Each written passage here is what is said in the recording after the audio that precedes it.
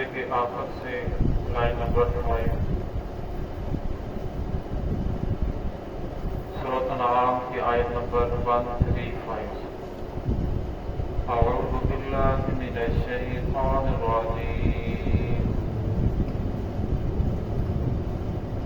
بسم اللہ الرحمن الرحیم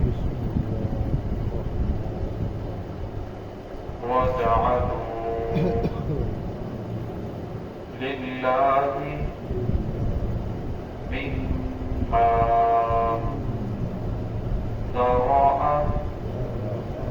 من الحرث والأنعام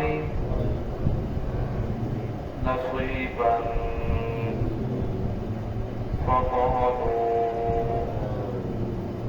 هذا لله بزعمهم وهذا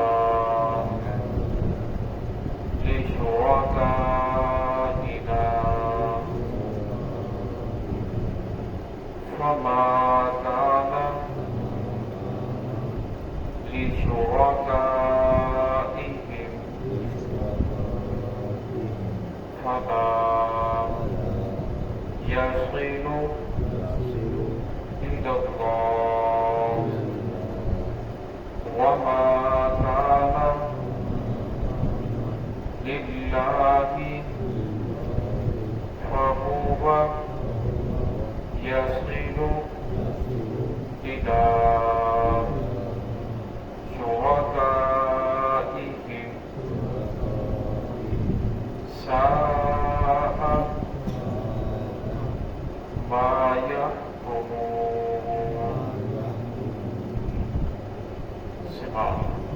بسم اللہ الرحمن الرحیم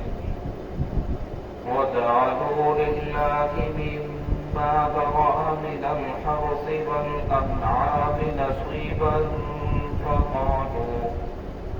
فقالوا هذا لله بزعمهم وهذا لشركائنا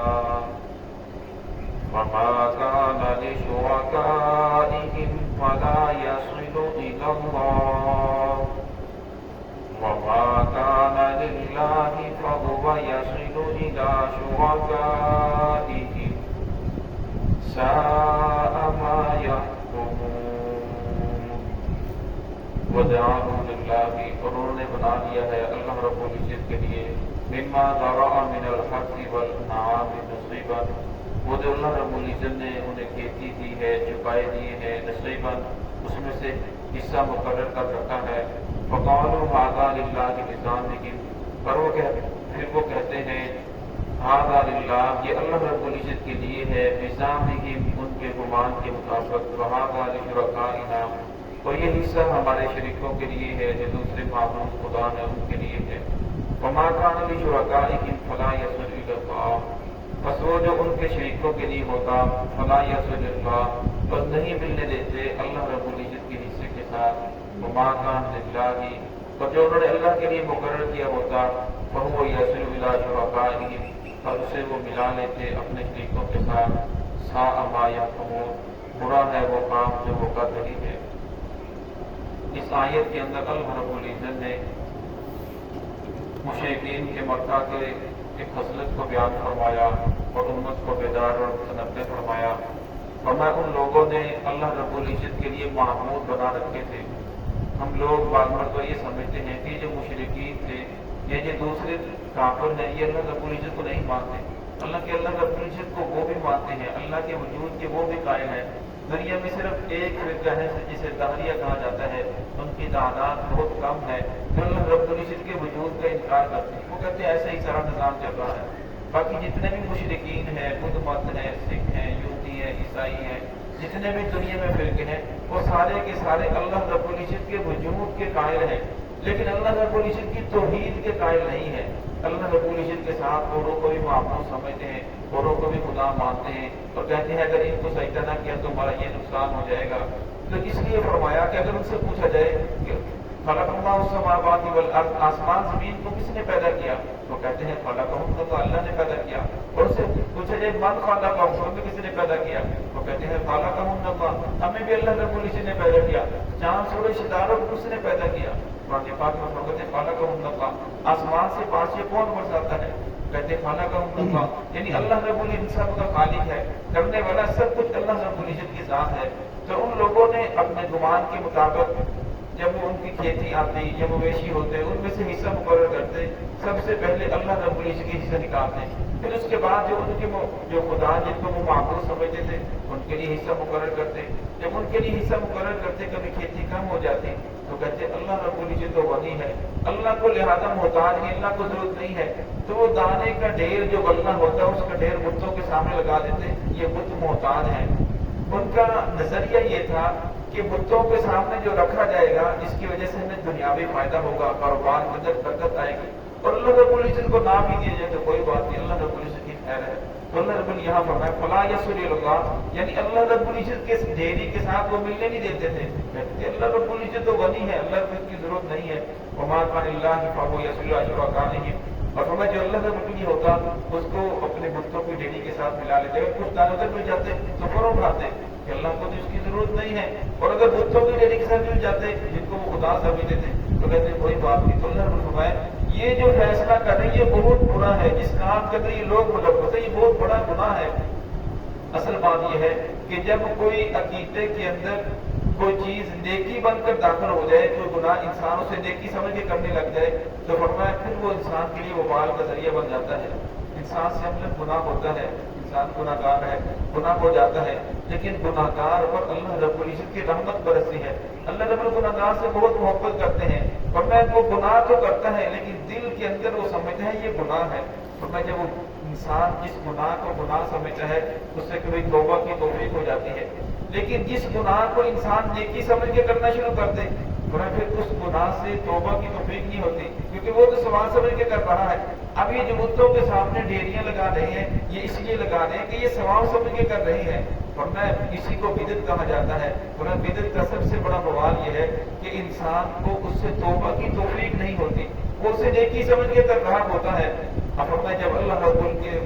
رسول محمد رسول اللہ صلی اللہ علیہ وسلم نے انہیں دین کی دعوت دی، کلمہ توحید لا الہ الا اللہ محمد رسول اللہ صلی اللہ علیہ وسلم اس کلمے کی دعوت دی، ورنہ اس کلمے کی پھر ایسی ضرب کاری لگی جن لوگوں نے اس کلمے کو پڑھا ورنہ وہ بتوں سے دور چلے گئے، وہ بتوں کے قریب بھی نہیں جاتے تھے۔ اور ہم محمد رسول اللہ صلی اللہ علیہ وسلم کا کلمہ پڑھنے والے ہیں، ہم بھی بتوں کو سجدہ نہیں کرتے، لیکن ہم جو اولیاء اللہ ہیں، نیک لوگ ہیں جو دنیا سے چلے گئے، ان کے جو مزاحات ہیں ان کے اوپر جو جایا جاتا ہے، ان کے اوپر ان کے لیے جو بکرا خاص کر دیا جاتا ہے یا ان کے لیے گائے کا دودھ خاص کر دیا جاتا ہے کہ فلاں دن یہ اللہ والے کو اسی کے مزاج کے اوپر پہنچے گا، یہ بکرا فلاں خاندان کے اندر جا کر ہی ذبح کیا جائے گا۔ اور فرمایا اندر سے نظریہ یہی ہوتا ہے کہ اگر یہ بکرا فلاں خاندان کے اندر نہ پہنچا، مزاج کے اندر نہ پہنچا تو میرا نقصان ہو جائے گا، اگر آج کا دودھ ہم نے دوسرے لوگوں کو دے دیا یا کوئی اور لے گیا تو اس سے تو مالی نقصان ہو جائے گا، ہو سکتا ہے کل کو بھینس دودھ دینا بند کر دیں۔ ورنہ یہ جو نظریہ بنا لینا کسی اللہ کے علاوہ کسی اور کو نفع کا نقصان کا مالک سمجھ لینا، ورنہ یہی مشرکین مکہ کا عقیدہ تھا، وہ بھی سمجھتے تھے کہ اگر ان بتوں کو ہم نے ڈھیری کے اندر کم کر دیا تو فرمایا یہ تو ہمارا نقصان ہو جائے گا۔ تو اسی سے اللہ رب العزت نے مطلب فرمایا کہ ایسا نہ کرو، تمہارے نفع کا نقصان کا مالک اللہ رب العزت کی ذات ہے۔ فرمایا اب انسان کا نظریہ یہ بن جاتا ہے یہ جو اللہ والا جو قبر کے اندر موجود ہے، اگر فرمایا اس کو میں یہ دوں گا تو اس سے میرے مال کے اندر برکت آئے گی، مجھے فائدہ پہنچے گا، اگر میں اس کو نہیں دوں گا تو میرا نقصان ہو جائے گا۔ فرمایا یہی شرک ہے، اسی اللہ رب العزت کی ذات نے منع فرمایا ہے اللہ والے کو دینا چاہیے، اس کے مزاحات کے اوپر خرچ کرو، لیکن نظریہ یہ جو بنا لینا کہ اگر میں نے نہ دیا تو میرا نقصان ہو جائے گا، فرمایا یہی چیز شرک ہے۔ تو اللہ رب العزت کو اس سے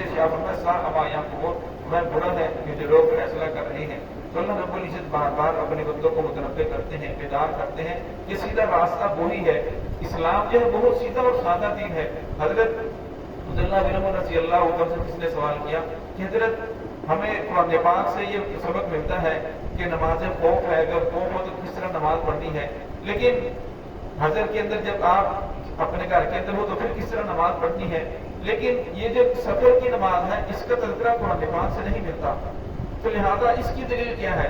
حضرت عبداللہ بن عمر رضی اللہ عنہ نے فرمایا کہ اے میرے بھائی، اصل بات یہ ہے کہ ہم نے نہ اللہ رب العزت کی پہچان تھی، نہ ہمیں ثواب کا پتہ تھا، نہ ہمیں گناہ کا پتہ تھا، نہ ہمیں قرآن کا پتہ تھا، نہ ہمیں سنت کا پتہ تھا، نہ ہمیں بدعت کا پتہ تھا، نہ ہمیں انعامات کا پتہ تھا، نہ اللہ رب العزت کی عذاب اور پکڑ کا پتہ تھا، ہمیں تو اللہ کی بھی پہچان نہیں تھی۔ ایک ہستی آئی جس کا نام محمد الرسول اللہ صلی اللہ علیہ وسلم ہے، تو اس نے ہمیں بتایا اللہ کی پہچان کرے کہ اللہ کون ہے۔ یہ قرآن پاک اللہ رب العزت کی کتاب ہے، اس کے اندر جو جو احکامات ہیں یہ اللہ رب العزت کی طرف سے ہیں، اور محمد الرسول اللہ صلی اللہ علیہ وسلم کی زبان سے یہ ادا ہوئے ہیں، اور پھر انہوں نے فرمایا کہ یہ ثواب ہے، یہ گناہ ہے، یہ اللہ رب العزت کی ناراضگی والی چیزیں ہیں، اس راستے پر چلو گے تو اللہ رب راضی ہو جائیں گے۔ تو محمد الرسول اللہ صلی اللہ علیہ وسلم نے جو طریقہ بیان فرما دیا ہم اس کے اوپر چل رہے ہیں۔ تو اسلام بہت سادہ، سیدھا اور سادہ دین ہے جو محمد الرسول اللہ صلی اللہ علیہ وسلم لے کر آئے، انسان اسے اپنی زندگی کے اندر لے آئے تو ہمیں کوئی پریشانی نہیں ہے، دنیا کے اندر بھی آسانی ہے اور آخرت کے اندر بھی ہمیشہ ہمیشہ آسانی ہے۔ دعا ہے کہ اللہ رب العزت ہم سب کو صراط مستقیم پہ چلنے کی توفیق عطا فرمائے۔